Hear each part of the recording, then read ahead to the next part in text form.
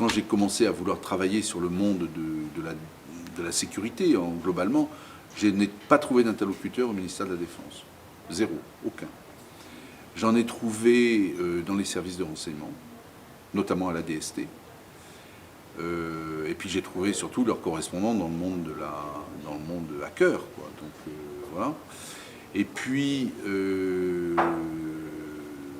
il faut voir ce qu'était la culture de l'Internet à ce moment-là en France. C'est-à-dire que l'un de mes derniers rendez-vous avant la remise de mon manuscrit, j'ai dû remettre mon manuscrit à la fin de l'été 95 pour une parution à l'automne.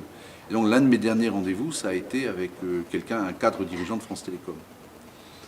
Et je savais qu'ils étaient extrêmement réticents au développement de l'Internet, puisqu'eux avaient fait fausse route dès le départ avec le Minitel. Enfin, pas fausse route de leur point de vue, mais fausse route du point de vue des citoyens et des utilisateurs des technologies de l'information.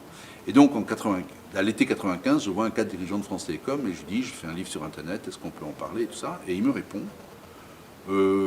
faire un livre sur l'Internet, ça va pas à la tête, ça c'est encore bien une idée à la con de journaliste.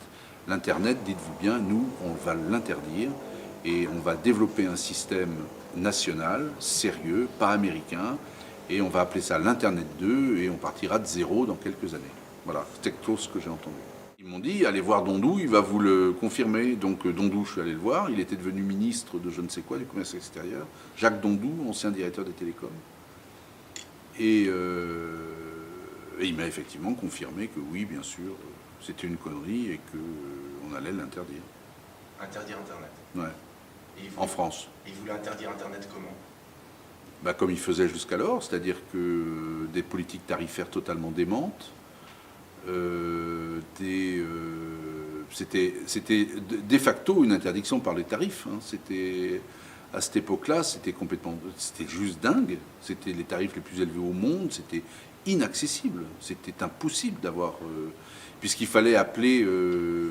il fallait appeler les serveurs sur le réseau téléphonique commuté et au tarif de malade qu'imposait France Télécom. Donc voilà, il fallait vraiment être un professionnel désireux de travailler pour pouvoir... Je vous rappelle qu'à l'époque, les communications locales étaient facturées au temps et très cher.